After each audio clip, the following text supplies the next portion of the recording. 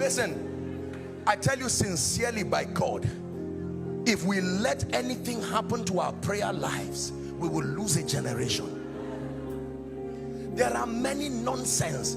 Even if you are feeling sleepy, sleep in the place of prayer.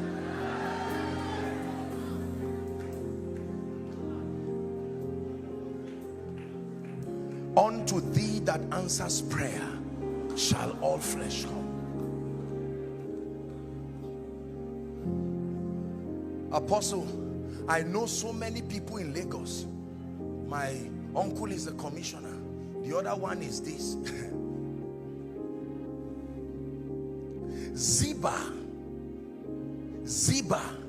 who was sent, are we Bible students? Ziba was sent by David to go to Lodebar, right, and bring anyone in the family of Saul. The Bible says Ziba had 15 children, and the king did not ask him to bring one of his children, yet he sent him to Lodebar to go and carry a crippled man called Mephibosheth.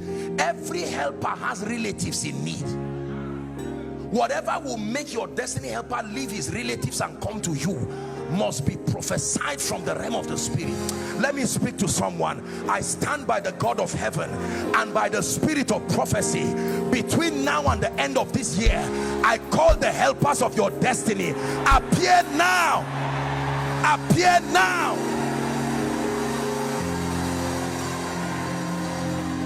Please sit down.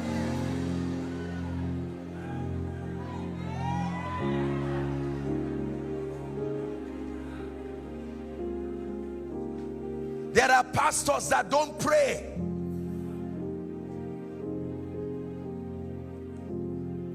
There's nothing wrong with watching TV. But you watch TV, you watch football, you browse, you finish up with a movie and get up and just jot one or two things in a note. No, sir. You are contending against powers. As members come, don't just look at their clothes. There are spirits hanging on people's destinies that are the mercy of a track record of real fire. There are things you cannot fake.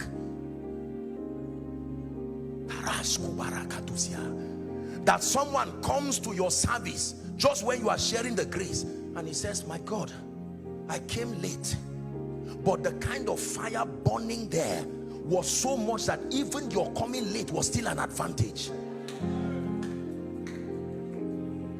You become a flame of fire. You visit someone, you visit a shop, give me a bottle of minerals. Just because you held a bottle from that shop, as soon as you go, the owner of the shop will notice that people started coming. What happened? You took just that act of drinking a bottle of mineral was a deliverance to that person, because you have now become the ark of God. Literally, it is not only the house of Obed-Edom you go to, anywhere. So why wouldn't someone invite you to his office and say, just sit down here, sir? He won't tell you that's why he brought you.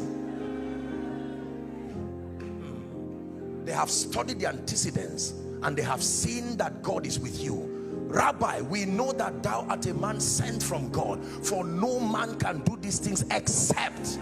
Let me tell you, if you do not carry fire, it's unfair for men to need you.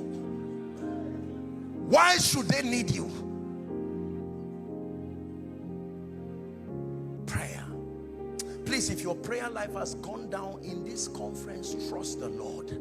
Trust the Lord that one of the graces that must rest upon you is that grace for prayer. We spend half the time we should use praying, begging people only God can talk to. They are like the unrighteous judge. They take your CV, they take your contract letter, and while you shut the door, they just smile and fold it and throw it in the trash can. And you are there giving thanks to God and saying it's in the office. Prayer will force him to bring that CV out of that dustbin. He will leave his house and come back. The moment he wants to forget, the spirit of prophecy will come on his wife and say, honey, remember you said you will help that man. Let's wrap up this issue of prayer with one revelation. Nothing just happens. Please say it with me. Nothing. You don't just make money. Men don't just come. Your ministry doesn't just grow.